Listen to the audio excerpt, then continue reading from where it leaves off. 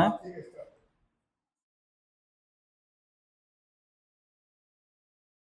Start है। तो सबसे पहले हम समझेंगे कानून क्या है। एक तो एक कैमरा बीच में है ना, तो सामने चेहरा देखने में दिक्कत होता है। तो कानून क्या है? नियमों की एक सूची जिससे किसी भी देश को चलाया जाता है। तो कानून कुछ नहीं है, नियमों की सूची है जिससे किसी भी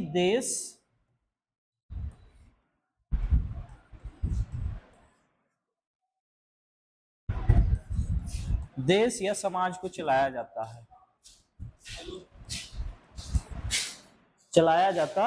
है।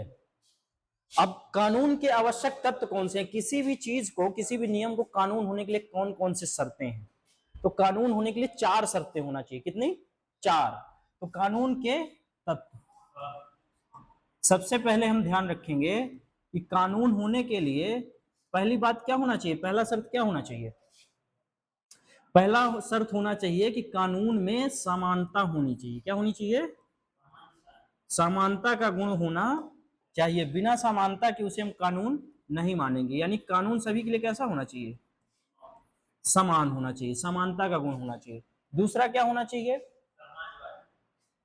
अनिवार्यता होनी चाहिए या बाध्यता होना चाहिए। कानून हम उसी को कहेंगे जिसमें मानने की अनिवार्यता हो। जिसमें क्या होना चाहिए? अनिवार्यता या बाध्यता होना चाहिए। जैसे सरकार ने कानून बनाया है कि हेलमेट लगाना है, तो ये अनिवार्य है, ना कि ऐच्छिक है। ऐच्छिक है क्या? नहीं, ऐसा करना आपके लिए अनिवार्य है। तीसरा क्या होना चाहिए? प्रवर्तन, यानी इन्फोर्स्ड होना चाहिए वो कानून। जब तक उस कानून को चालू नहीं किया गया, लागू नहीं किया गया धरातल में, तो उस कानून का कोई मतलब नहीं है। तो कानून लागू होना चाहिए। और चौथा और लास्ट क्या है? दंड। अगर उस कानून को आप नहीं मानते हैं तो आपको क्या मिलेगा? दंड मिलेगा। जैसे कि कानून बनाया गया है कि आपको रिश्वत नहीं लेना है अपने कर्तव्य निर्वहन के दौरान, और यदि आपने उस कानून को नहीं माना तो क्या मिलेगा आपको? पनिशमेंट। पनिशमेंट देने के लिए क्या बनाई गई है? न्यायपालिका, पूरी व्यवस्था एक। तो कानून होने के लिए 4 शर्तें हैं। कितनी? 4 शर्तें।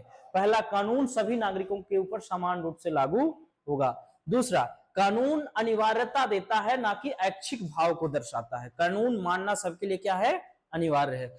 तीसरा, प्रवर्तन, यानी इन्फोर्स होना चाहिए लॉ। लॉ को जब तक इन्फोर्स नहीं किया गया है, अभी हम पढ़ेंगे भी रेस्पेक्टिव लॉ और प्रोस्पेक्टिव लॉ, उसमें बताएंगे कि जब तक कानून को इन्फोर्स नहीं किया जाता उसको कोई महत्व नहीं होता।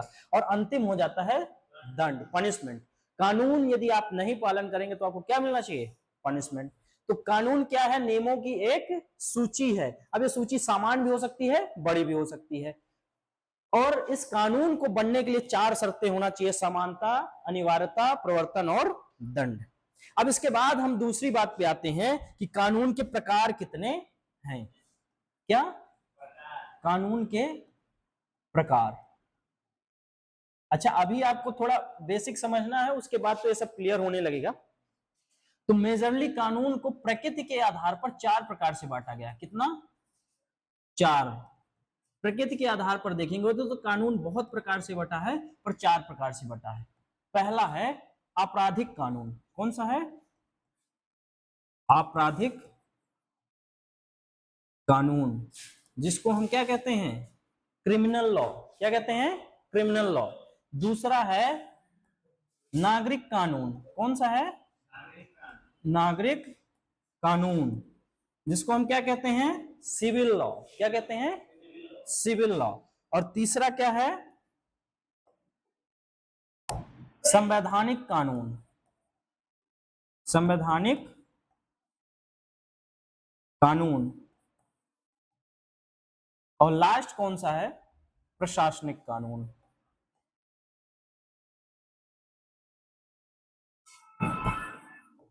एक तो कैमरा के सामने बोलने में, पढ़ाने का आधा भाव तो मर जाता है वैसे तो नेचुरली पढ़ाने में बहुत मजा आता है।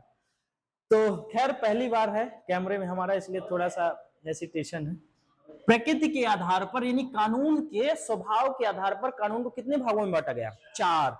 और पूरी दुनिया में आप देखिएगा तो यही मूल रूप से 4 प्रकार के कानून चल रहे हैं। जितने भी देश हैं वो यही 4 कानून को लागू करते हैं अपने देश में, अपने देश को चलाने के लिए।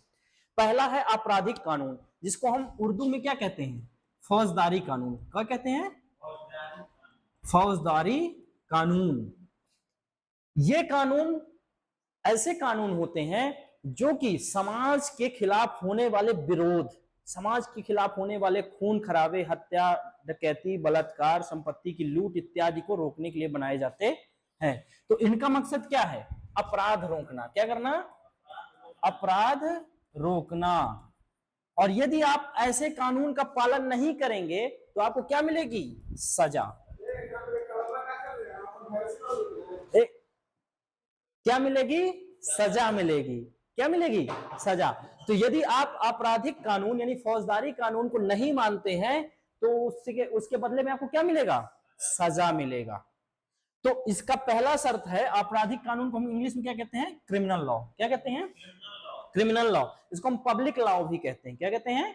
पब्लिक लॉ, सार्वजनिक कानून, क्योंकि ये पूरे समाज के लिए है, इसलिए इसको क्या कहते हैं? सार्वजनिक कानून यानी पब्लिक लॉ। दूसरा होता है हमारे पास नागरिक कानून। इसको हम क्या कहते हैं?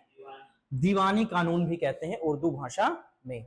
अब इसकी विशेषता क्या है? इसका काम अपराध रोकना बिल्कुल नहीं है। इसका काम अपराध रोकना नहीं है, इसका काम है न्याय करना। क्या करना? न्याय करना। अभी हम विस्तार से आगे समझेंगे। और अगर आप इसका पालन नहीं करेंगे तो आपको सजा नहीं मिलेगी, आपके ऊपर जुर्माना लगेगा। क्या लगेगा? जुर्माना लगेगा। तो आप अंतर समझ रहे हैं? आपराधिक कानून ऐसे कानून होते हैं जो समाज में या देश में अपराधों को रोकने के लिए बनाए जाते हैं, उनको क्या कहते हैं? आपराधिक कानून। और सजा जुर्माना, हाँ दोनों, ये तो है ही है, क्योंकि सजा बड़ी चीज हो तो होवे करेगा, जुर्माना भी साथ में, तो आप यहाँ दोनों लिख सकते हैं। बिल्कुल सही बोले हैं आप। हाँ, तो आपराधिक कानून में आपको क्या मिलेगा? सजा मिलेगा या जुर्माना मिलेगा। नागरिक कानून या दीवानी कानून, जिनको हम सिविल लॉ, प्राइवेट लॉ भी कहते हैं। क्या कहते हैं? Private law. इसको पब्लिक लॉ, इसको प्राइवेट लॉ। तो प्राइवेट लॉ यदि आप नहीं मानेंगे तो आपको सजा नहीं मिलेगा, बल्कि आपके ऊपर क्या लगाया जाएगा? जुर्माना लगाया जाएगा।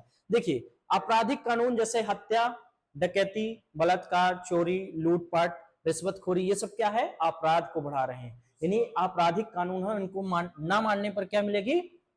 सजा। लेकिन जैसे दो नागरिकों के बीच कोई कॉन्फ्लिक्ट हो जाए, दो भाइयों के बीच संपत्ति का बंटवारा का विवाद हो जाए, एक भाई के बीच घर, भाई बहन के बीच घर के बंटवारे का विवाद हो जाए, रास्ते का विवाद हो जाए, आसपास आने जाने का, दो कंपनियों के बीच विवाद हो जाए कि हमारे आसपास, हमारे बीच में ऐसा अनुबंध हुआ था कि हम आधा आधा प्रॉफिट बांटेंगे, लेकिन अब इस व्यक्ति ने इस अनुबंध को तोड़ा है। तो कंपनियों के बीच अनुबंध को तोड़ना, व्यक्तियों के बीच संपत्ति या बंटवारा करना, जमीन का बंटवारा करना, ये सब किस में जाएगा? नागरिक कानून में या दीवानी कानून में। और सिंपल भाषा में एक बात अगर कहें हम आपको, सामान्य भाषा में, तो आपराधिक कानून वो है जहां खून खराबा दिखे। क्या दिखे? देश को हानि हो, समाज को हानि हो। और नागरिक कानून वह है जहां पैसे का नुकसान हो। क्या हो? तो पैसे से संबंधित जितने कानून है वो कहां आएंगे? नागरिक कानून में। और आपराधिक कानून में कौन से आएंगे? जो देश को या समाज को हानि पहुंचाते हैं। फिर इसके बाद आता है संवैधानिक कानून। इसको हम कॉन्स्टिट्यूशनल लॉ कहते हैं। क्या कहते हैं? देश का सबसे बड़ा कानून यही है। देश का सबसे बड़ा कानून कौन सा है? संवैधानिक कानून। यानी संविधान, देश में जितने भी कानून बने हैं वो संविधान के नीचे बने हैं, संविधान के बाद बने हैं। संविधान को ओवरलैप नहीं कर सकते, बल्कि संविधान के सहयोग के लिए, संविधान के नियमों का पालन करने के लिए बनाए गए। जैसे किसी की हत्या करना उसके जीवन के अधिकार को छीनना है, और संविधान ने ही तो आपको जीवन जीने का अधिकार दिया है, अनुच्छेद 20, 21। तो उसने अधिकार दिया है, तो आपराधिक कानून बनाकर हमने उस अधिकार की क्या की है? रक्षा की है। तो जितने भी कानून बनेंगे देश में, वो किससे होंगे? नीचे, संविधान से नीचे होंगे, ना कि संविधान को ओवरलैप करके या उसकी प्रस्तावना या उसके मूल उद्देश्यों को हट करके आगे जाएंगे। तो देश का सबसे बड़ा कानून कौन सा है? संवैधानिक कानून। उसमें क्या रहता है? नागरिकों के अधिकार रहते हैं। सरकार का चुनाव कैसे होगा? सरकार का चुनाव कैसे होगा? ये किसमें रहता है? सरकार का चुनाव भी किसमें है? संवैधानिक कानून में। किसमें है? संवैधानिक कानून में। और लास्ट आता है हमारे पास प्रशासनिक कानून। देखिए, इतने कानून बनाने के बाद भी देश में कुछ ऐसी संस्थाएं हैं जिनका अपना व्यक्तिगत नियम है, रूल है। अगर वो रूल ना माने तो संस्था आपस में चल नहीं सकती हैं। इसलिए जैसे देखिए, इनकम टैक्स डिपार्टमेंट जो है, उसके अपने रूल हैं, सीबीआई के अपने रूल हैं, डीजीसीए यानी डायरेक्टरेट एयरपोर्ट अथॉरिटी इसके अपने रूल हैं, इसरो इसके अपने रूल हैं, डीआरडीओ इसके अपने रूल हैं, डीआरडीओ के अपने रूल हैं, यूपीएससी के अपने रूल हैं, किसी भी स्टेट पीसीएस का जो संस्था होगा उसके अपने रूल हैं। यानी हर संस्था को, हर एजेंसी को अपने अंदर की व्यवस्थाओं को चलाने के लिए भी तो रूल चाहिए। जैसे यूपीएससी का एग्जाम कैसे होगा, एग्जाम का पैटर्न क्या होगा, एग्जाम कितने नंबर का होगा, कौन सा सब्जेक्ट कितने नंबर का होगा, इंटरनेशनल रिलेशन कितने नंबर का पूछा जाएगा, ये सब भी यूपीएससी अपने एडमिनिस्ट्रेटिव लॉ से तय करती है। स्टेट पीसीएस का एग्जाम सबका इक्वल तो नहीं है, हर स्टेट का अलग है, यानी हर स्टेट पीसीएस का अपना अलग से प्रशासनिक कानून है। डीआरडीओ कैसे चलेगी, उसके अंदर कर्मचारियों की भर्ती कैसे होगी, कर्मचारियों का वेतन क्या होगा, उनकी नियमावली क्या होगी, ये सब कहां से तय होता है, डीआरडीओ के अपने एडमिनिस्ट्रेटिव लॉ से। यानी देश में जितनी भी संस्थाएं चल रही हैं, एजेंसियां चल रही हैं, सीबीआई, आईटीबी, क्या बोल रहे हैं, उन सबको चलाने के लिए अपने पर्सनल कानून है, उसी को हम क्या कहते हैं, प्रशासनिक कानून। तो अगर हम इसका क्विक रिवीजन करें तो आपराधिक कानून वो हैं जो अपराधों को रोकने के काम में आते हैं और उनका पालन ना करने पर हमें क्या मिलती है, सजा। नागरिक कानून वो हैं जो न्याय करने के काम में आते हैं, संपत्ति का आपस में विभाजन करने में, जैसे family law, marriage law, property law, संपत्ति अधिकार, कानूनी उत्तराधिकार, ये सब किस में आते हैं, नागरिक कानून में आते हैं। फिर संवैधानिक कानून वो है जो संविधान के अंदर दिया गया, उसी को हम क्या कहते हैं, संवैधानिक कानून कहते हैं। फिर इसके बाद प्रशासनिक कानून, प्रशासनिक कानून में कौन से आते हैं, हर कंपनी का अपना व्यक्तिगत विशेष कानून है, उसी को हम क्या कहते हैं, संवैधानिक प्रशासनिक कानून कहते हैं। तो ये हो गया क्रिमिनल लॉ। क्रिमिनल लॉ में हमारे तीन बड़े क्रिमिनल लॉ कौन कौन से, बीएनएसएस और बीएसए, ये तीन बड़े हमारे क्या हैं, आपराधिक कानून। और हमको यही पढ़ना है मेनली, वो तो अभी बस ऐसे ही चर्चा चल रही थी कि हम इसमें अंतर समझ सके। हमको पढ़ना क्या है, ये पढ़ना है, आपराधिक कानून को पढ़ना है। हाँ बोलिए। आपराधिक कानून और नागरिक कानून के लिए न्यायालय अलग बिल्कुल, हाँ, ये सब भी उसी में आ जाएगा, संवैधानिक कानून और प्रशासनिक कानून, इसका भी फैसला उसी न्यायालय में होगा दोनों में। नहीं समझ पाए मतलब, इसके लिए तो कोई न्यायालय नहीं होगा, संवैधानिक कानून के लिए प्रशासनिक कानून। देखिए संवैधानिक कानून का विशेषता यह है कि वो दंड किसी को नहीं दे सकता। संविधान में कहीं भी लिखा गया है कि अगर अधिकार का पालन नहीं किया जाए तो दंड दिया जाएगा, कहीं भी नहीं लिखा। यदि राष्ट्रपति के चुनाव में भी आप डिस्टर्बेंस कर दीजिए तो उसमें यह भी नहीं लिखा कि राष्ट्रपति के चुनाव के लिए कितने साल की सजा होगी, लिखा कहीं। हाँ, न्यायालय में होगा, वो भी आपराधिक कानून के तहत होगा। भारतीय न्याय संहिता की जो अध्याय 9 है उसमें निर्वाचन संबंधी अपराध लिखे हैं, वहां जब आप प्रतिनिधि को या निर्वाचन संबंधी कोई अपराध करेंगे तो वो आपराधिक कानून के अंतर्गत आ जाएगा। तो हमको क्या पढ़ना है, मूलतः क्रिमिनल लॉ पढ़ना है। क्या पढ़ना है, क्रिमिनल लॉ, आपराधिक कानून पढ़ना है। तो हम इस पे वापस चलते हैं, बाकी छोड़ देते हैं, लेकिन हम थोड़ा सा इसमें दोनों में अब अंतर कर लेते हैं। आपराधिक कानून हुआ नागरिक कानून। क्रिमिनल लॉ और सिविल लॉ में अंतर समझ लीजिए। सिविल लॉ और ये हो गया हमारा क्रिमिनल लॉ। क्रिमिनल लॉ का मतलब क्या हुआ, आपराधिक कानून। ये इसको कहते हैं नागरिक कानून, इसको क्या कहते हैं, आपराधिक कानून। उर्दू में इसको कहते हैं दीवानी मामला। दीवानी मामला क्योंकि पुराने समय में जो पैसे को कलेक्ट करने, राजस्व को कलेक्ट करने का काम करता था वो एक दीवान करता था, इसलिए इसको कहते हैं दीवानी मामला। और जहां पर बल का, फोर्स का यूज हो उसको हम कहते हैं फौजदारी मामला। तो वास्तव में हमको इसको पढ़ना है तो हम उतना पढ़ के बस इसी में आएंगे, बस इसमें थोड़ा अंतर कर लेते हैं। तो अंतर देखिएगा, सबसे पहले बताइए इसका उद्देश्य क्या है, इसका उद्देश्य क्या है सिविल लॉ का, न्याय करना, बंटवारा करना, न्याय करना।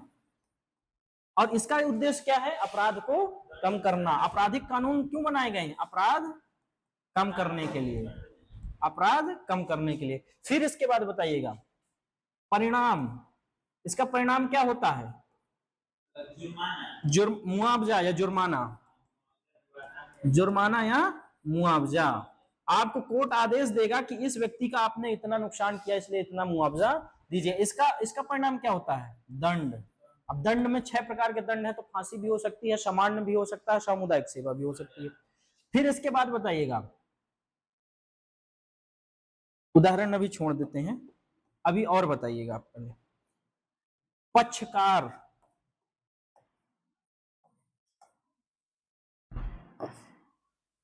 पक्षकार, पक्ष, ये बहुत इंपॉर्टेंट बात है, यहां समझने वाली बात है। आपने कभी कभी देखा होगा, अगर हम थोड़ा विषय से बाहर जाकर बात करें, कि लिखा रहता है union of India, union of India versus, versus मान लीजिए कोई भी सूरज कुमार, सूरज कुमार का कोई केस है और यूनियन ऑफ इंडिया लिखा, हाँ ऐसे भी लिखा रहता है। केशवानंद भारती बनाम भारत संघ, सीधा भारत ही लिखा हुआ है। और कभी कभी ऐसे भी लिखा रहता है स्टेट ऑफ महाराष्ट्र, हाँ स्टेट ऑफ महाराष्ट्र वर्सेस मान लीजिए कि विनय कुमार या विनय सन्स एंड कंपनी, कोई कंपनी कुछ भी। हम यहां दो चीजें देख रहे हैं, एक तो केस ही है भारत सरकार के सीधा ऊपर, किसके ऊपर? भारत सरकार के ऊपर, और दूसरा केस है एक राज्य के ऊपर। ये क्या है और कैसे तय होता है, तो हम इसी को समझेंगे पक्ष में। कब लेगी राज्य सरकार पक्ष और कब लेगी केंद्र सरकार पक्ष, और कब लेगा व्यक्ति पक्ष। तो देखिए अब इसको समझिएगा आप अच्छे से। जब कभी भी देखिए, जो विशेषज्ञ है ना कानून के, वो ऐसा मानते हैं, जैसे मान लीजिए हम दो भाई हैं, हमारे आपस में संपत्ति के बंटवारे का विवाद हुआ और हमने अपने भाई का घर छीन लिया या पैसा छीन लिया, तो सरकार पता क्या कहती है? ये छोटा मोटा अपराध है, इससे समाज में कोई बहुत बुरा प्रभाव नहीं जाता। मतलब पूरा समाज तो नहीं बेकार होता ना, जैसे बलात्कार से पूरा समाज में प्रतिष्ठा नष्ट होती है, उसका जीवन नष्ट होता है। तो समाज, सरकार कहती है, कानून के विशेषज्ञ कहते हैं कि जितने भी पैसे के मामले हैं, यानी सिविल कानून के जितने मामले हैं, उसमें पक्षकार व्यक्ति खुद होगा। कौन होगा? जैसे मान लीजिए कि मेरा नाम शिवम है और किसी व्यक्ति का नाम विनय है, तो जब मैंने किसी का पैसा चुराया है या मैंने किसी की जमीन हड़पी है, तो वो व्यक्ति केस करेगा, तो कोर्ट में केस कैसे चलेगा? शिवम वर्सेस विनय चलेगा। कैसे चलेगा? शिवम वर्सेस विनय, यानी इसमें व्यक्ति ही व्यक्ति का पक्षकार होता है। क्या होता है इसमें? सरकार क्या होती है पता है? मध्यस्थता करती है। सरकार क्या करती है, या यूं कहें कि न्यायालय क्या करती है? मध्यस्थता करती है। दोनों के बीच में संतुलन बनाने के, वो कहेगी शिवम तुम बताओ दिक्कत क्या हुआ, ये कहेगा विनय तुम बताओ दिक्कत क्या हुआ, दोनों के बीच में देखेगा। और आपको आगे भी अभी पढ़ाया जाए कि जितने भी नागरिक कानून है, इनका फैसला बियॉन्ड रीजनेबल डाउट नहीं होता, बल्कि प्रोपेडेंट मतलब संभावना के स्तर पर होता है। अगर मान लीजिए कि मेरी संभावना ज्यादा बनी तो मेरे पक्ष में केस आ जाएगा, बात खत्म। लेकिन इसमें बियॉन्ड रीजनेबल होता है, वो आगे समझेंगे। तो इसमें पक्षकार कौन होता है? व्यक्ति खुद होता है। लेकिन ध्यान रखिए, किसी भी आपराधिक कानून में कभी भी कोई व्यक्ति पक्षकार नहीं हो सकता। सीधा पक्षकार कौन होता है? सरकार होती है। कौन होती है? क्योंकि कानून के विशेषज्ञों ने कहा कि जितने पैसे के मामले हैं, जमीन जायदाद के मामले हैं, संपत्ति के लेन देन के मामले हैं, कंपनी के कॉन्ट्रैक्ट को तोड़ने के मामले हैं, मजदूरी ना देने, वेतन ना देने के मामले हैं, ये सब अपने अपने मामले हैं, डाइवोर्स के मामले हैं, ये पर्सनल मामले हैं। तो इसलिए इसमें व्यक्ति व्यक्ति का केस लड़ेगा, व्यक्ति ही पक्षकार रहेगा। लेकिन जब तुम बलात्कार करते हो, तुम हत्या करते हो, तुम डकैती करते हो, तुम राष्ट्र के विरुद्ध कोई कार्य कर देते हो, या फिर विदेशी राष्ट्र से या शत्रु राष्ट्र से कोई नाता जोड़ते हो या विवाद करते हो, तो अब तुमने व्यक्तिगत अपराध नहीं किया बल्कि सामाजिक अपराध किया। कैसा किया? इसलिए सरकार कहती है कि इससे मैं भी प्रभावित हो रहा हूं। और याद रखिए, हमने कहा था कि जितने भी कानून बने हैं वो संविधान के नीचे बने हैं। तो संविधान में यह संविधान सरकार को जिम्मेदारी देती है कि हर नागरिक को क्या रखिए? सुरक्षित रखिए। हर नागरिक का जीवन कैसा होना चाहिए? गरिमापूर्ण होना चाहिए, सुरक्षित होना चाहिए, उसकी संपत्ति की रक्षा होनी चाहिए। ऐसा ही ना है? ऐसा ही ना है? तो अगर मान लीजिए कि संपत्ति की चोरी हुई, तो इसकी जिम्मेदारी किसकी है? सरकार की। क्योंकि गारंटी किसने ली थी?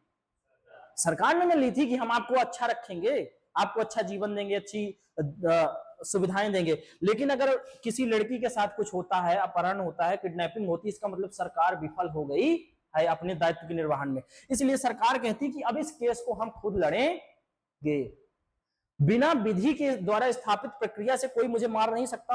यानी सरकार का कोई भी आदमी, चाहे सीबीआई का हो चाहे रॉ का हो, कोई एजेंट मुझे मार नहीं सकता। ये किसने कहा? संविधान ने कहा। लेकिन मान लीजिए किसी ने मुझे मार दिया, इसका मतलब सरकार फेल न हो गई मुझे बचाने में। तो सरकार कहती कि अब मैं फेल हो गई हूं, इसलिए इसका पक्षकार कौन है? सरकार खुद है। इसीलिए जब कभी किसी का रेप होता है या कोई बड़ा ऐसा मामला होता है जिससे पूरे देश पर प्रभाव आ जाए या आपराधिक प्रभाव आ जाए, तो उस पर लिखा जाता है भारत संघ बनाम, भारत संघ बनाम क्या हो जाएगा? पक्षकार। पक्षकार में कोई भी व्यक्ति हो सकता है। जैसे मान लीजिए कि मेरा मर्डर हुआ है तो रहेगा भारत संघ बनाम शिवा, ऐसे रहेगा। यानी भारत सरकार की जिम्मेदारी थी कि मुझे सुरक्षित रखे और वो मुझे मारने में फेल हो गए, बचाने में फेल हो गई, इसलिए उसने जिम्मेदारी ली है। लेकिन हमने एक और बात बताई थी कि कहीं कहीं पर भारत सरकार लिखा रहेगा तो कहीं कहीं पर राज्य सरकार लिखा रहेगा। ये कैसे तय होता है? तो ये तय होता है जांच से। किससे? जांच से। ये थोड़ा अलग विषय है, बस ऐसे ही समझ लीजिए। अगर मान लीजिए कि पुलिस जांच कर रही है, कौन? पुलिस जांच कर रही है, या फिर अभियोजक जिसको हम प्रोसिक्यूटर कहते हैं, वो अगर केस को चला रहा है, पुलिस जांच करके मुकदमा दायर कर रही है कोर्ट में, तो वहां पर लिखा जाएगा, पुलिस किसका विषय है? राज्य का ना विषय है। तो जिस राज्य की पुलिस ने मुकदमा दायर किया होगा उस राज्य का नाम आएगा। तो जैसे मान लीजिए कि स्टेट ऑफ बिहार की पुलिस ने, यानी हम लोगों ने कोई बहुत बड़ी डकैती का खुलासा किया है, तो जब उस डकैती का केस दायर होगा कोर्ट में तो कैसे होगा? State of Bihar, state of Bihar versus, अब इसमें जिसने किया होगा डकैती, तो मान लीजिए लालू राम ने किया, तो यहां लिखे रहेगा state of Bihar versus Lalu Ram. क्यों? क्योंकि इस केस को खोजा किसने? पुलिस ने। लेकिन वहीं अगर जांच किसने की होती? सीबीआई ने। किसने? लोग मांग करते हैं ना कि सेंट्रल को दे दो केस, सेंट्रल को दे दो, इसका मतलब कि अब उसमें स्टेट पुलिस का नाम नहीं आएगा, अब भारत संघ का नाम आएगा। जैसे निर्भया का केस किसने सुना सॉल्व किया था? सीबीआई ने। किसने? सीबीआई ने। इसीलिए निर्भया के केस में क्या लगता है? भारत संघ बनाम निर्भया लगता है। बलात्कार वैसे भी आपराधिक कानून है तो उसमें लगेगा ही, पर क्योंकि निर्भया किसी राज्य की न थी, दिल्ली की थी, तो state union, state of union territory, state of Delhi लग करके निर्भया लग जाता, पर नहीं लगा, क्योंकि दिल्ली पुलिस की बजाय किसने केस का इन्वेस्टिगेशन किया? सीबीआई ने। वहीं सीबीआई है, रॉ है, आईबी है, ये कैसी एजेंसियां हैं? केंद्रीय एजेंसियां हैं। अगर ये केस की छानबीन करेंगी तो केस जब भी कोर्ट में दायर होगा तो भारत सरकार के नाम से दायर होगा, क्योंकि ये केंद्रीय एजेंसियां हैं, सेंट्रल एजेंसीज हैं। लेकिन अगर सीआईडी करती है, कौन करती है? सीआईडी करती है, पुलिस करती है, या स्टेट का कोई अपना जांच पड़ताल वाला विभाग है वो करता है, तो वो किसके नाम से दायर होगा? राज्य सरकार के नाम से। लेकिन आपराधिक कानून के अलावा अगर नागरिक कानून है तो वो व्यक्ति वर्सेस व्यक्ति होगा, उसमें सरकार कभी पक्षकार नहीं बनेगी, और इसमें क्या बन जाएगी? सरकार पक्षकार बन जाएगी। तो अब ध्यान से देखिएगा, हमें यही समझाना था, उसके लिए इतना लिखना पड़ा कि आपराधिक कानून में पक्ष कौन लेता है? भारत सरकार लेती है या राज्य सरकार लेती है। इसीलिए उसमें लिखा रहता है भारत संघ बनाम राजा कुमार। मान लीजिए कुछ भी लिखा है, ठीक है ना। अगर राजा कुमार ने डकैती की है तो केस क्या बनेगा? अगर सेंट्रल एजेंसी जांच कर रही है तो भारत संघ बनाम राजा कुमार, और अगर राज्य की कोई एजेंसी जांच कर रही है तो क्या बनेगा? स्टेट, जिस स्टेट की पुलिस होगी वहां का बनेगा। कोई दिक्कत यहां पर? ये समझ आ गया? ये हालांकि पहलू से आगे बढ़कर था, इसका इससे संबंध नहीं खास, पर क्लियर कर दिए। अब हम वापस आते हैं अपने अंतर पर। अपने अंतर पर पक्षकार कौन होगा? सरकार होगी, इसमें व्यक्ति होगा। फिर इसके बाद देखिएगा उदाहरण। अब बताइए सिविल लॉ के कौन कौन से उदाहरण हैं? हाँ, जैसे फैमिली लॉ, परिवार कानून बना है ना। हाँ, प्रॉपर्टी लॉ यानी संपत्ति कानून, लैंड लॉ, या फिर ऐसे कोई भी कानून, डाइवोर्स के ऊपर कानून बना है, संपत्ति के ऊपर बना है, परिवार के ऊपर बना है, विवाह के ऊपर बना है, उत्तराधिकार के ऊपर बना है, कंपनी के आपस में अनुबंधों के ऊपर बना है, जमीन के बंटवारे के ऊपर बना है। ये सब कहाँ आएंगे? सिविल लॉ में आएंगे। तो सिविल लॉ के ये एग्जांपल है family law, court law, sorry property law, land law, या फिर डाइवोर्स लॉ। डाइवोर्स देने के क्या नियम होंगे, वगैरह वगैरह वगैरह। फिर इसके बाद आता है क्रिमिनल लॉ। क्रिमिनल लॉ के 3 बड़े एग्जाम्पल कौन कौन से? बीएनएस और बीएनएसएस और बीएसए। एक्चुअल में हमें यही 3 पढ़ना था और ये 3 पढ़ाने के लिए हम वहां से आपको पढ़ाते आ रहे हैं। अब हम आए हैं अपने वास्तविक मुद्दे पर। कोई दिक्कत यहां तक? यहां पर सब ठीक है ना? इसको हम प्राइवेट लॉ कहते हैं। क्या कहते हैं? प्राइवेट लॉ यानी निजी कानून। क्या कहते हैं? और इसको कहते हैं पब्लिक लॉ। क्या कहते हैं? Public law. कोई दिक्कत यहां पर? अब हम वापस चलते हैं अपने बीएनएस और बीएनएसएस में।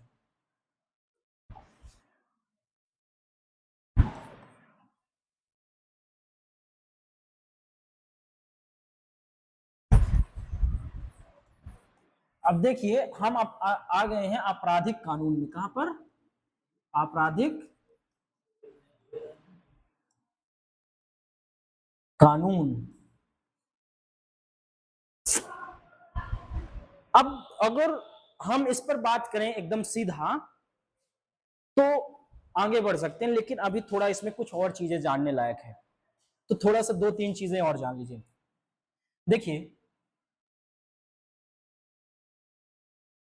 अभी तक जो हम पढ़े हैं वो ये कि कानून के अपने 4 प्रकार हैं। उनमें से एक प्रकार है आपराधिक कानून। कौन सा है? आपराधिक कानून। आपराधिक कानून में कौन कौन से आते हैं? बीएनएस वगैरह आते हैं। यही ना पढ़ा हमने? अब ध्यान से देखिएगा, कानून को अपनी अपनी प्रकृति के आधार पर अलग अलग बांटा गया, तो कुछ और हैं, उन्हें ध्यान से देखिएगा। जैसे अभी हमने पढ़ा था कि एक क्रिमिनल लॉ होगा। क्या होगा? एक होगा सिविल लॉ, नागरिक कानून। एक होगा कॉन्स्टिट्यूशनल यानी संवैधानिक लॉ। एक होगा एडमिनिस्ट्रेटिव लॉ यानी कि प्रशासनिक कानून। क्या इसके अलावा भी कानून के प्रकार हैं? ये तो प्रकृति के आधार पर हुए। हाँ हैं। उनको हम थोड़ा सा और पढ़ लेते हैं ताकि इसको हम और अच्छे से समझ पाए, इसलिए हमें थोड़ा सा पीछे चलना पड़ रहा है, ठीक है ना? तो मुख्य रूप से यही 4 प्रकार हैं प्रकृति के आधार पे, लेकिन प्रक्रिया के आधार पे, गति के आधार पे, अवधि के आधार पे अलग अलग और प्रकार है। तो उसको हम थोड़ा सा देख लेते हैं। हा? क्या हुआ है? अच्छा ठीक है, देखिए एक होता है मौलिक और एक होता है प्रक्रियात्मक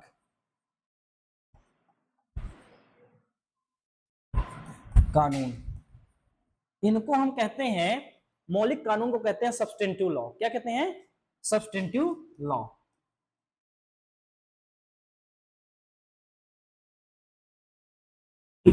जिसको हम मूल कानून या मौलिक कानून कहते हैं। क्या कहते हैं? मौलिक ना नहीं कह सकते। हाँ फंडामेंटल कह सकते हैं, पर इसको वैसे नहीं कह सकते, अभी आप अंतर समझेंगे। दूसरा होता है प्रक्रियात्मक कानून।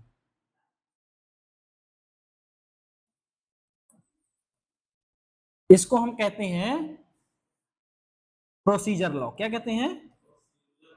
Procedure law.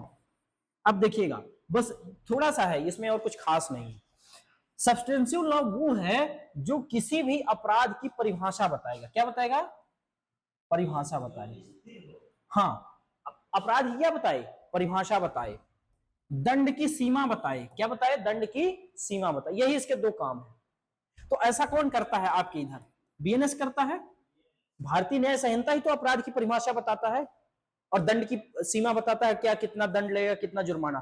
तो ऐसा कानून जो अपराध की परिभाषा बताए या फिर दंड की सीमा बताए, उसको हम क्या कहेंगे? सब्सटेंटिव लॉ कहेंगे। फिर इसके बाद प्रक्रियात्मक, ऐसा कानून जो जांच प्रक्रिया, न्याय प्रक्रिया, इसके बारे में बताए, उसको हम क्या कहते हैं? प्रोसीजर लॉ कहते हैं। क्या कहते हैं? अब बताइए प्रोसीजर कौन बताता है? बीएनएसएस। यही तो बताता है पुलिस कैसे गिरफ्तार करेगी, पुलिस कितने दिन में रिमांड में ले सकती है, कोर्ट में केस चलेगा तो कैसे चलेगा, कौन कौन से इसके वाद सुने जाएंगे, कौन से वाद नहीं सुने जाएंगे, ये कहां तय होता है? प्रोसीजर लॉ में। कहां पर? Procedure law. और याद रखिएगा जो बीएसए है आपका, बीएनएस तो हो गया सब्सटेंटिव लॉ में, प्रोसीजर लॉ में क्या हो गया बीएनएसएस, और जो बीएसए है ये दरअसल दोनों में आता है। किसमें आता है? कभी कभी ये मौलिक कानून की तरह सिद्धांत और परिभाषा बताता है साक्ष्य की, तो कभी कभी ये न्यायालय में भी खड़े होकर काम करता है। इसलिए बीएसए को दोनों में रखा गया है। किसमें रखा गया है? दोनों में। तो इसको इतना याद भी नहीं रखना है आपको, हालांकि इसको एडजेक्टिव लॉ भी कहते हैं, तो इसमें ज्यादा डेप्थ हो जाएगा तो हम नहीं जाएंगे। मौलिक कानून वह है जो कानून में परिभाषा बताए अपराध की, दंड की सीमा बताए, समय रेखा बताए, उसको हम क्या कहेंगे? मौलिक कानून। चोरी क्या है ये कहां बताया जाएगा? सब्सटेंटिव लॉ में। चोरी करने पर दंड कितना मिलेगा ये कहां बताया जाएगा? सब्सटेंटिव लॉ में। लेकिन चोरी करने पर कैसे कोर्ट में पेशगी होगी, कैसे हिरासत में लिया जाएगा, हिरासत में लेने के बाद जमानत होगी नहीं होगी, दंड का प्रक्रिया विधान क्या होगा, और कितने और प्रोसीजर कितने दिन तक चलेगा, कब तक की कार्यालय की प्रक्रिया होगी, ये सब कहां सुनाया जाएगा? प्रोसीजर लॉ में। कहां पर? तो चोरी क्या है ये अपराध तय होगा सब्सटेंटिव लॉ से, लेकिन जांच और बाकी प्रक्रिया, न्याय प्रक्रिया सब कहां तय होंगी? प्रोसीजर लॉ में। कहां पर तय होंगी? प्रोसीजर लॉ में। अब यहां पर ध्यान रखिएगा, जैसे आपराधिक कानून, बीएनएसएस एक आपराधिक कानून ना है, आपराधिक कानून का प्रोसीजर बीएनएसएस यानी प्रक्रिया को, वैसे ही सिविल कानून का भी अपना प्रोसीजर है और उसको कहते हैं सीपीसी। क्या कहते हैं? अब बताइए, जैसे अपराध बताएगा कि चोरी क्या है, अपराध है, और उसका प्रक्रिया कहां? बीएनएसएस में। वैसे किसी कंपनी से अनुबंध को तोड़ना अपराध है, ये कंपनी लॉ में बताया गया, लेकिन उसका न्याय कैसे होगा? प्रोसीजर लॉ में बताया जाएगा ना। तो प्रोसीजर लॉ है उसके लिए सिविल प्रोसीजर कोड। क्या है? सिविल प्रोसीजर कोड, जो सिविल मामलों के साथ डील करता है। तो जैसे बीएनएसएस है, बीएनएसएस का भाई ही सीपीसी है, बस ये आपराधिक मामले तय करता है और ये कौन से? व्यवहारिक मामले, नागरिक मामले, व्यवहारिक मामले। कोई दिक्कत यहां पर? तो चलिए, हमारे सब्सटेंशियल लॉ और प्रोसीजर लॉ भी क्लियर हो गया, कोई दिक्कत यहां पर? अब आता है इसके बाद रेट्रोस्पेक्टिव और प्रोस्पेक्टिव। देखिए, आज कानून का थोड़ा सा ना ओवरव्यू दे रहे हैं ताकि हम कल से अगले विस्तार से आपको पढ़ा सके, ठीक है ना। रेट्रोस्पेक्टिव और प्रोस्पेक्टिव। रेट्रोस्पेक्टिव का मतलब होता है जो पहले से शुरू हो गया हो, उसका हिंदी शब्द मुझे नहीं याद आ रहा, हम आपको भी समझा दे रहे हैं। और प्रोस्पेक्टिव का मतलब है जो बनने के बाद लागू होगा। कैसे लागू होगा? जैसे मान लीजिए कोई कानून 1 जनवरी 2025 को बना और उस कानून में लिखा गया, जो कानून बनता उसी दिन तो लागू नहीं होता। जिस दिन राष्ट्रपति ने उसने सिग्नेचर किया वो कानून तो बन गया, लेकिन उसी दिन लागू होता है कभी? जैसे 25 दिसंबर 2023 को राष्ट्रपति ने सिग्नेचर किया बीएनएसएस में और बीएसए में और बीएनएसएस में, लेकिन क्या उसी दिन वो लागू हुआ? नहीं लागू हुआ। किस दिन से लागू हुआ? 1 जुलाई 2024 से 6 महीने बाद जाकर लागू हुआ। ऐसे ही जीएसटी कब पास हो गया? 2015 में। और लागू कब हुआ? 1 जुलाई 2017 में।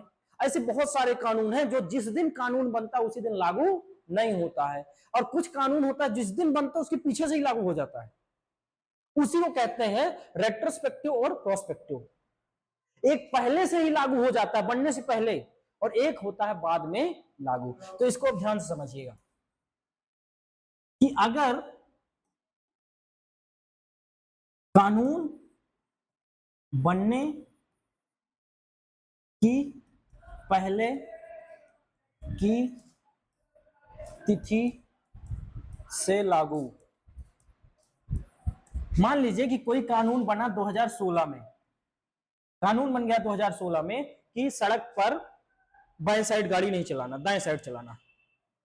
या मान लीजिए कि ऐसा कानून बन गया कि शीशम का पेड़ काटना आदमी का गला काटने जितना खतरनाक है, ठीक है ना, ऐसा कानून बन गया और उसको लागू कर दिया गया। अगर वो रेट्रोस्पेक्टिव लॉ होगा तो कहां से लागू हो जाएगा? 2016 में बना ना, और सरकार ने कहा कि हम 2012 से मानेंगे कि जितने भी शीशम के पेड़ काटे हैं वो गला काटने जितने हैं, और जितने भी लोगों ने शीशम का पेड़ काटा है जांच कीजिए और उन सबको क्या दीजिए? फांसी दीजिए। तो ऐसा कानून जो अपने बनने की अवधि से पहले लागू हो जाए उसको कहते हैं रेट्रोस्पेक्टिव, यानी पूर्व में जाके लागू हो जाता है। कहता है कि पुराना जितना हो ना सबको निकालो। और एक होता है कि कानून बनने के बाद, कानून बनने के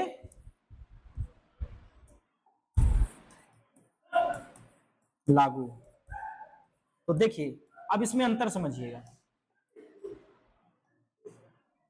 2012 में एक कानून आया था टैक्सेशन सिस्टम को लेकर, तो भारत सरकार बहुत परेशान थी, जितनी टेलीकॉम कंपनियां थी। तो वोडाफोन के ऊपर पता है कैसे कानून लगाया था? कानून बनाया था 2012 में और बोला कि 2006 से जितना पेंडिंग है सब ऐसे जुर्माना भरोगे। मान लीजिए कि अभी सिम पर उसने टैक्स ले रहा या रिचार्ज पर टैक्स ले रहा 10%, और अचानक से सरकार उठी और कानून बना दी 2012 में कि अब लगेगा 20%। कितना लगेगा? और लिख दिया डेट कि 2012 में कानून बना था, 2012 से नहीं लगेगा, 2008 से लेंगे हम 20%। कितना लेंगे? पीछे जाकर ये कानून लागू हो गया। कहां पर लागू हो गया?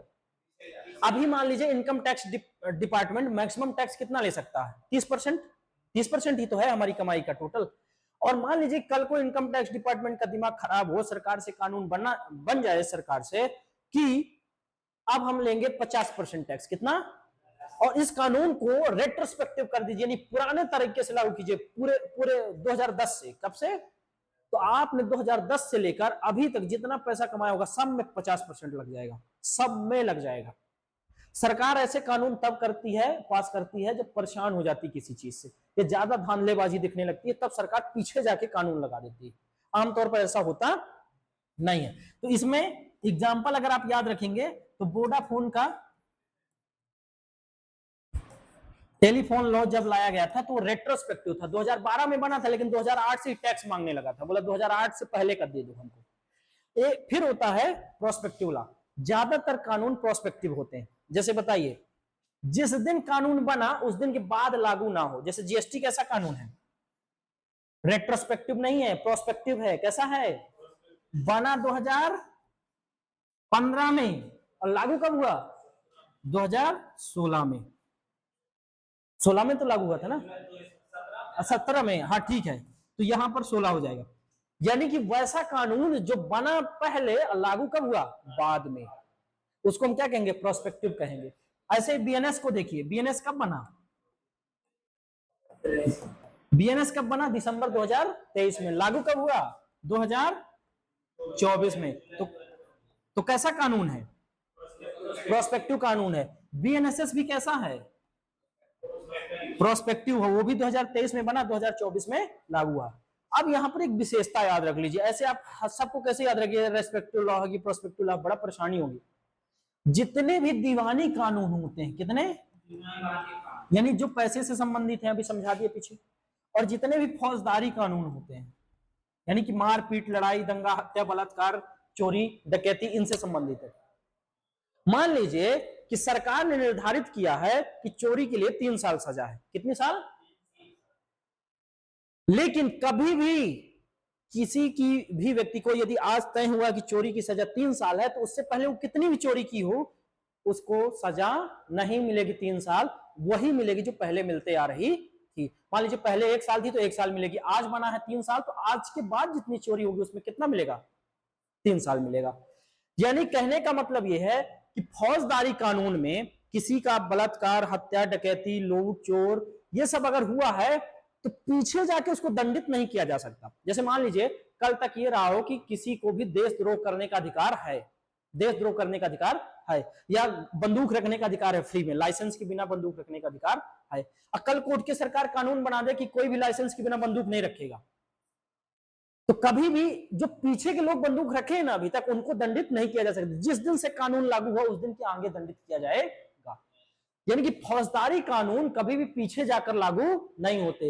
यदि हत्या के लिए सिर्फ 1 साल की सजा थी कल तक, और आज कानून बना कि हत्या के लिए सजा होगी फांसी, तो पीछे के लोगों को जाकर के फांसी नहीं दी जा सकती है। यानी कि फौजदारी कानून पीछे जाकर दंडित, लेकिन दीवानी कानून दंडित कर सकते हैं। सरकार आपको कह सकती है कि जितना भी सिपाही है वो अभी तक 10% इनकम टैक्स दे रहा था, तो अब सीधा 40% देगा, और अभी से नहीं देगा, 2016 से देगा। 26 चल रहा है ना, तो 10 साल पहले से लेंगे। तो रेट्रोस्पेक्टिव कौन से कानून हो सकते हैं? पैसे वाले हो सकते हैं, लेकिन फौजदारी कानून कभी पीछे जाकर दंडित नहीं करते। हाँ हाँ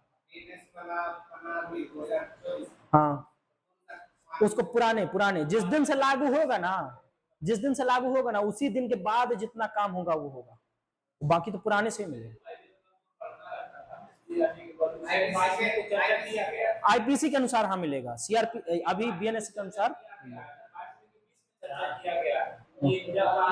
हाँ हाँ बिल्कुल, जो वर्तमान कानून होगा वही दंडित करेगा, लेकिन दीवानी मामलों में ऐसा नहीं, दीवानी मामला पीछे खिसक सकता है, कोई दिक्कत। अब ध्यान से देखिएगा, अब ध्यान से देखिएगा, आपको कौन कौन से लॉ समझ में आ गए? Private law, public law, criminal law, civil law, prospective, retrospective, administrative, constitutional, ये 5-7 प्रकार के लॉ समझ में आ गए। कुछ और लॉ समझ लीजिए, उसके बाद ही खत्म हो जाएगा। तो कुछ लॉ कौन, और उसके बाद प्रोसीजर लॉ और सब्सटेंटिव लॉ भी समझिए आप। अब है, हम कुछ नॉर्मल बता दे रहे हैं। एक होता है परपेचुअल लॉ और एक होता है टेम्परेरी लॉ। इंग्लिश की मीनिंग में नहीं जाइएगा।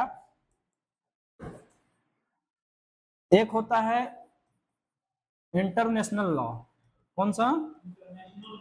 International law. एक होता है रिलीजियस लॉ, रिलीजियस लॉ। एक होता है रिलीजियस के बाद इसको कहते हैं कस्टमरी लॉ। क्या कहते हैं? Customary law. अब इनको भी समझ लीजिए, बस थोड़ा थोड़ा सा है, इसके बाद ही खत्म हो जाएगा। देखिए, परपेचुअल लॉ, परपेचुअल लॉ उसे कहते हैं जो स्थायी कानून, हाँ कैसा हो? स्थायी हो। कैसा हो? स्थायी। तो बताइए, ऐसा कानून जो स्थायी हो उसको हम परपेचुअल लॉ कहते हैं। बताइए, बीएनएस कल क्या खत्म हो जाएगा? नहीं होगा, तो वो स्थायी कानून है। कैसा है? स्थायी कानून है। बीएनएस हो गया, या फिर बीएनएसएस हो गया, या फिर बीएसए हो गया, ये सब कैसे कानून है? स्थायी कानून है। कंपनी के कानून हो गए, फैमिली कानून हो गए, डाइवोर्स रेट के हो गए, लैंड एक्विजिशन के कानून हो गए। कुछ होते हैं टेम्परेरी कानून जो उसी समय के लिए बनाए जाते हैं और फिर थोड़ी देर बाद खत्म हो जाते हैं। जैसे टेम्परेरी लॉ में कौन से आ जाएगा? महामारी का कानून। कौन सा?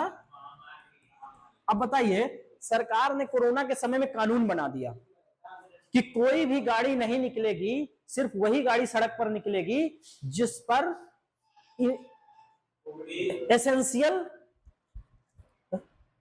एसेंशियल कमोडिटी एक्ट के तहत पासिंग दी गई होगी।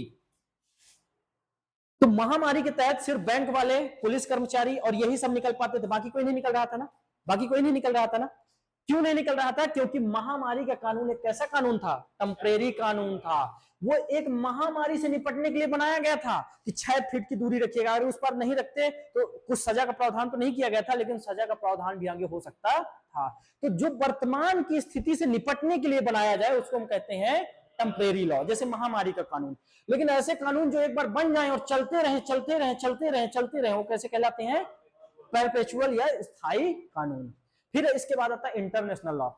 दुनिया के तमाम देशों के बीच में आपस में जो संबंध होंगे, जो व्यापार होंगे, जो अधिकारियों का, व्यापारियों का, राजदूतों का आना जाना होगा, वो जिस नियम के तहत तय होता है उसको हम कहते हैं इंटरनेशनल लॉ। जैसे इंटरनेशनल लेबर लॉ है, इंटरनेशनल लेबर लॉ है ना, यानी कि पूरी दुनिया के मजदूर कैसे काम करेंगे, उनके साथ क्या क्या होना चाहिए, क्या नहीं होना चाहिए। मानवाधिकार के कानून है या नहीं है? तो कैसे हैं? इंटरनेशनल है। कैसे हैं? यूएनएचआरसी, ये सब कानून है ना। तो ऐसे कानून जो पूरी दुनिया के 2 देशों के बीच में या 2 से अधिक देशों के बीच में हो, वो कैसे कहलाते हैं?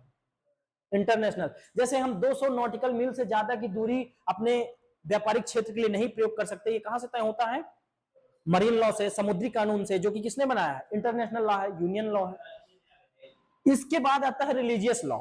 देखिए, अगर हमारी बात आप समझें तो क्रिमिनल लॉ, सिविल लॉ के बाद अगर कोई लागू होता है किसी भी देश में, तो सबसे ज्यादा लागू होता है रिलीजियस लॉ। दुनिया में आज भी कई देश हैं जो चल ही रहे हैं रिलीजियस लॉ पर।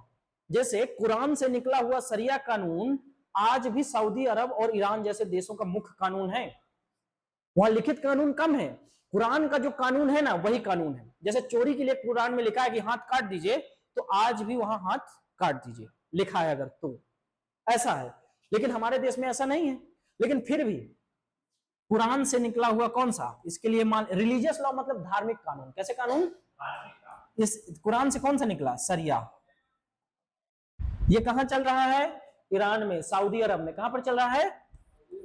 सऊदी अरब, ईरान में चल रहा। इसके बाद यहूदी जो होते हैं, यहूदी वो कौन सा कानून मानते हैं? तोराह। कौन सा? तोराह। तो यहूदियों के लिए जो विशेष कानून हो कौन सा है? तोराह।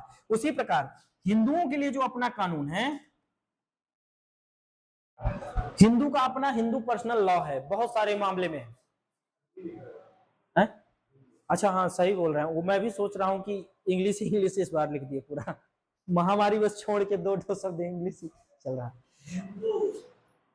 ऐसा नहीं है देखिए कि हमारे यहां पर, अच्छा इसको बोल रहे हैं हमारे यहां पर धार्मिक कानून नहीं है, हैं आपको बताएं कौन से? मुस्लिम पर्सनल लॉ है कि नहीं है? मुस्लिम पर्सनल लॉ के तहत ही निकाह, मेहर, वसीयत की व्यवस्थाएं तय की जाती हैं। यानी दो लोगों के बीच में कैसे विवाह होगा मुस्लिम धर्म में, ये कहां से तय होता है? क्रिमिनल लॉ से या सीपीसी से, सिविल लॉ से नहीं तय होता है। किससे होता है? रिलीजियस लॉ से। और रिलीजियस लॉ में कौन सा है? मुस्लिम पर्सनल लॉ। ऐसे ही हमारे विवाह के लिए हमारा पर्सनल लॉ है। हिंदू मैरिज एक्ट है या नहीं है? हिंदू मैरिज एक्ट है। ये कैसा कानून है? हिंदू मैरिज एक्ट धार्मिक कानून है। कैसा कानून है?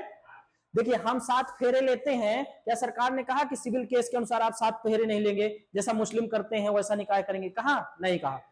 कुरान में जो ईसाई होते हैं वो बाइबल के अनुसार विवाह करते हैं, बाइबल के अनुसार पादरियों की नियुक्ति और विवाह बाइबल के अनुसार होती है। तो क्या बताइए, आज तक सरकार ने कहा कि कुरान वाले जितने हैं, ये बाइबल वाले जितने हैं वो हमारे अनुसार करेंगे? नहीं। हमारे देश में भी कुछ कुछ मामलों में धार्मिक कानून लागू हैं, यानी कुरान के अनुसार, कुरान मानने वाले कुरान के अनुसार विवाह करेंगे और वसीयतनामा बनाएंगे, मेहर लेंगे। हिंदू धर्म को मानने वाले उसके लिए क्या बनाया गया है? Hindu marriage act. कौन सा बनाया गया है? हिंदू उत्तराधिकार अधिनियम भी बनाया गया है कि हिंदुओं के लिए उत्तराधिकार का अधिनियम अलग है, वसीयत का अधिनियम अलग है, उसमें फिर और कोई कानून नहीं लगता है, कोई और कानून। तो इसको हम क्या कहते हैं? Religious law. क्या कहते हैं? जो धर्म के आधार पर, जैसे कुरान के आधार पर, गीता के आधार पर, या अपने वास्तविक रीति रिवाज के आधार पर जो कानून बने उसको हम क्या कहते हैं? रिलीजियस लॉ कहते हैं। कोई दिक्कत यहां पे? पर ध्यान रखिए, हमने पहले ही कहा है कि कोई भी कानून देश में संविधान से ऊपर, इसलिए ये सारे कानून संविधान के अंदर आकर काम करते हैं। जैसे देखिए 3 तलाक जो था वो मुस्लिम पर्सनल लॉ के अंतर्गत आता था कि नहीं? 3 तलाक की व्यवस्था कहां पर थी? मुस्लिम पर्सनल लॉ में। लेकिन वो संविधान के मूल अधिकार को डिस्टर्ब कर रहा था ना।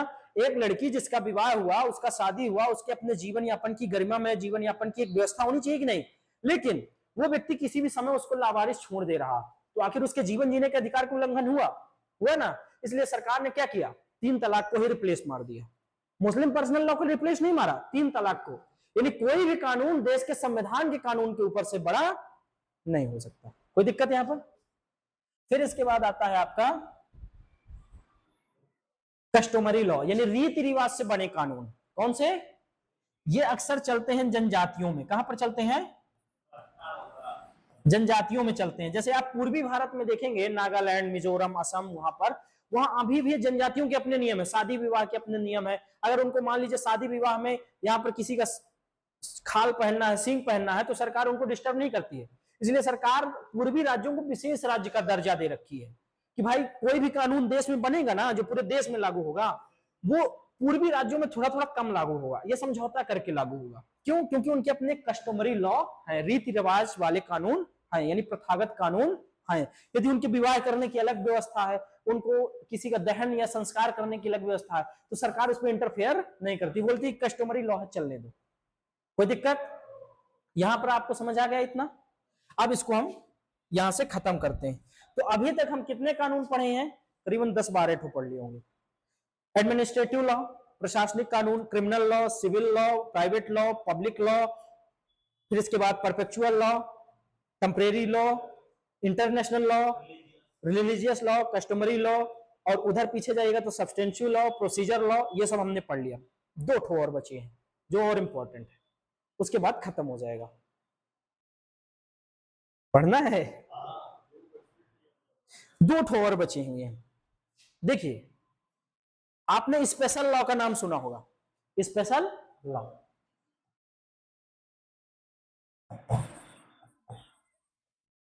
स्पेशल लॉ किसी विशेष व्यवस्था के लिए ही बनाए जाते हैं। जैसे जो बीएनएस बना उसमें चोरी भी है, डकैती भी है, बलात्कार भी है, संपत्ति भी है, नोट मुद्रा बैंकिंग निर्वाचन किसी के संबंधित अपराध कीजिएगा सब कुछ आ जाएगा बीएनएस में। लेकिन 12 साल की लड़की से पहले उसका बलात्कार हो गया या कोई और ऐसी जघन्य स्थिति का अपराध हुआ जिसको बीएनएस या बीएनएसएस नहीं बता पा रहे हैं, ये है तो बड़े कानून लेकिन बता, तो उसके लिए फिर लाया गया स्पेशल लॉ। स्पेशल लॉ का मतलब होता विशेष कानून जो किसी विशेष विषय के लिए ही होते हैं, उसके बाहर वो बात नहीं करते हैं, उसके बाहर वो बात नहीं करते हैं। जैसे देखिए दहेज कानून, दहेज निषेध अधिनियम, ये कैसा कानून है? स्पेशल लॉ है। पोक्सो ये कैसा कानून है? स्पेशल लॉ है। इसके बाद दहेज के बाद करप्शन एक्ट, करप्शन एक्ट जो भ्रष्टाचार अधिनियम है 1988 का, वो कैसा है? स्पेशल, सिर्फ भ्रष्टाचार पे बात करेगा। अगर मान लीजिए कि आपने भ्रष्टाचार किया तो भ्रष्टाचार के इस कानून के तहत आपको दंडित किया जाएगा, कोई दिक्कत। इसके बाद भारतीय वन्य जीव अधिनियम, ये किस पर बताइए लागू होगा? सिर्फ वन्य जीवों पर। यदि आप वन्य जीव को मारेंगे, काटेंगे, उनका शिकार करेंगे तो सिर्फ उन पर लागू होगा। क्या ये बैंक में चोरी करने पर लागू होगा? अब पोक्सो का भी भ्रष्टाचार पर लागू होगा। पोक्सो का कानून किसके लिए? सिर्फ बलात्कार को रोकने के लिए है। उसी प्रकार जे जिसको जुवेनाइल जस्टिस कहते हैं, वो किशोर बच्चों के लिए, यानी मान लीजिए 16 साल से बच्चा छोटा है, वो कोई अपराध कर रहा है, चोरी कर दिया कि कुछ कर दिया, उसके लिए जे किशोर अधिनियम लाया गया। क्या लाया गया? किशोर। ये सिर्फ किशोरों पर डील करेगा, ये सिर्फ वन्य जीवों पर डील करेगा। ऐसे ही आर्म्स एक्ट है, क्या है? आर्म्स एक्ट है, एक्सप्लोसिव एक्ट है, बहुत सारे तो एक्ट है, 50 ठो एक्ट है। ये सारे स्पेशल लॉ हैं क्योंकि ये किसी विशेष स्थिति से ही डील करते हैं, उसके अलावा इनका कोई मतलब नहीं। कोई दिक्कत? तो यहां से खत्म हुआ आपका स्पेशल लॉ। अब हम लोग उस चीज पर आ जाते हैं जहां पर हमें स्पेशल में पहुंचना चाहिए। हाँ, कोई दिक्कत? अब हम आते हैं, दो चीजें और हम पढ़ लें, इसके बाद खत्म कर देंगे।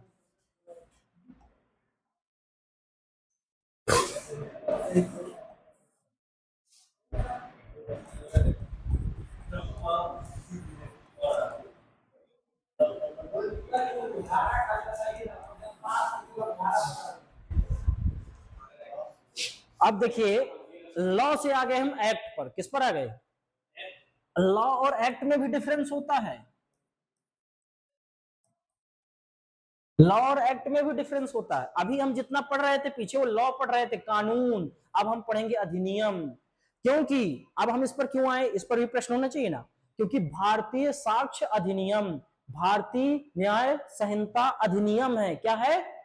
और साथ में इसको कानून भी कहते हैं। इसी चीज को, इसी मिसकंसेप्शन को दूर करने के लिए हम एक्ट और लॉ में डिफरेंस लेकर आए कि यहां पर क्लियर कर लीजिए। देखिए एक्ट का तो सिंपल परिभाषा है। क्या परिभाषा है?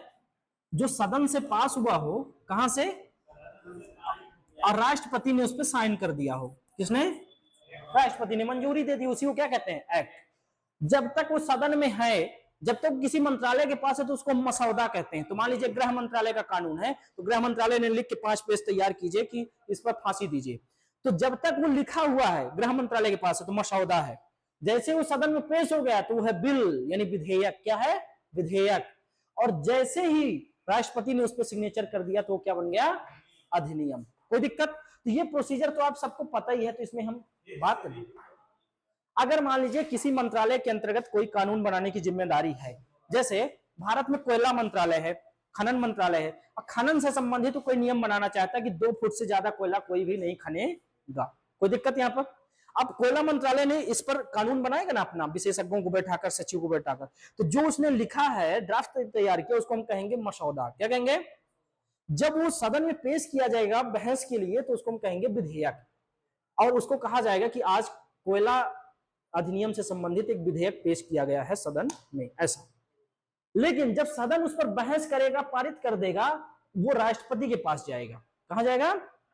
और राष्ट्रपति जब उस पर साइन कर देंगे तो एक्ट बन जाएगा। क्या बन जाएगा?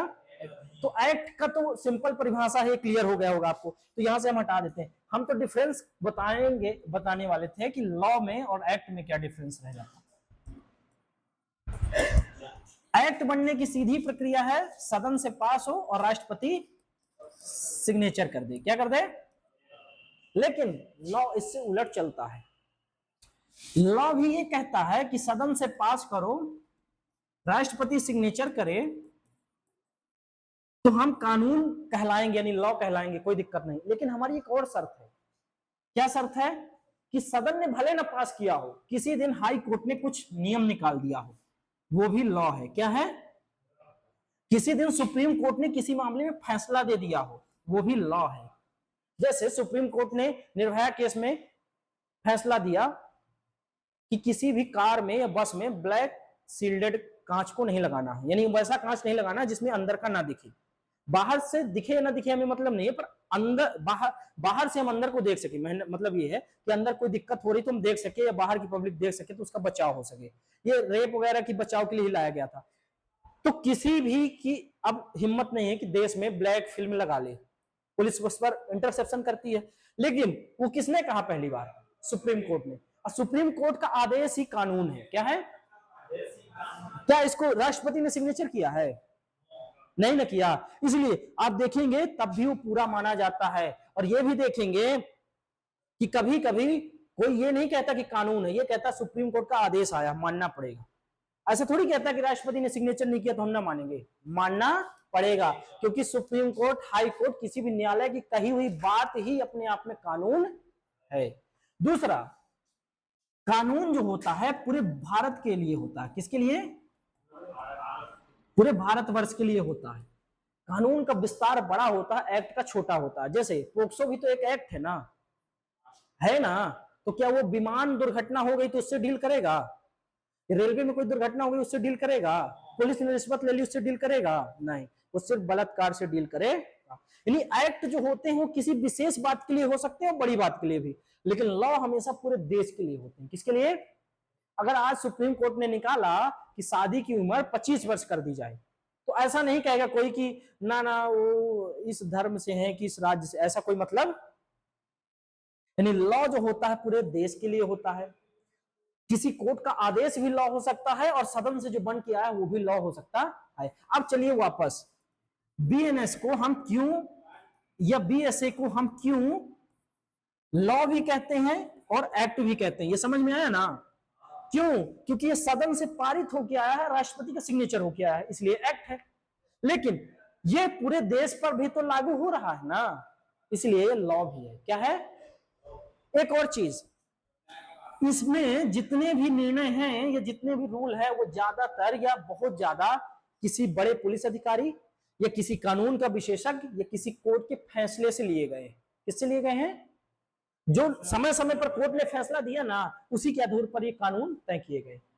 अब गृह मंत्रालय ने कानून बताया, बताइए तो गृह मंत्रालय को क्या पता कि कोर्ट में वीडियो एविडेंस की जरूरत है कि नहीं है, रिलेवेंसी होना चाहिए कि नहीं होना चाहिए, एआई वीडियो क्या मतलब, वो कौन जानेगा? कोर्ट न जानेगा। तो कोर्ट ने फैसला दिया कि वीडियो एविडेंस को हम रिलेवेंट मानेंगे, तो गृह मंत्रालय ने लिख दिया कि हाँ कोर्ट में डिजिटल एविडेंस मान्य होगा, कोई दिक्कत?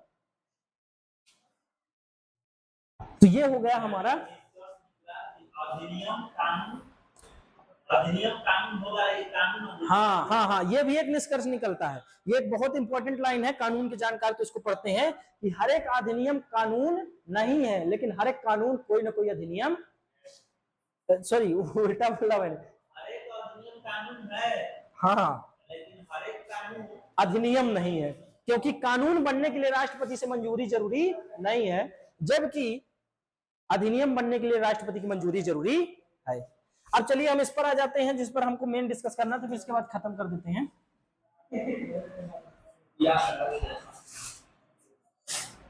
बेयर एक्ट, माइनर एक्ट और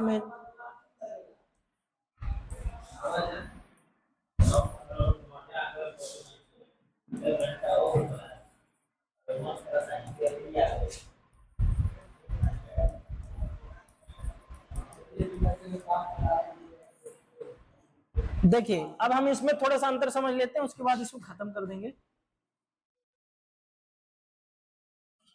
bear act, minor act, major act, इसको भी आप सुनते होंगे, बड़ा कंफ्यूजन होता है। अरे एक्ट तो समझ गए कि बीएसए एक एक्ट है, पर कैसा एक्ट है? माइनर एक्ट है कि मेजर एक्ट है कि बेयर एक्ट है? ये भी तो कंफ्यूजन है ना, उसको समझने के लिए यहाँ पर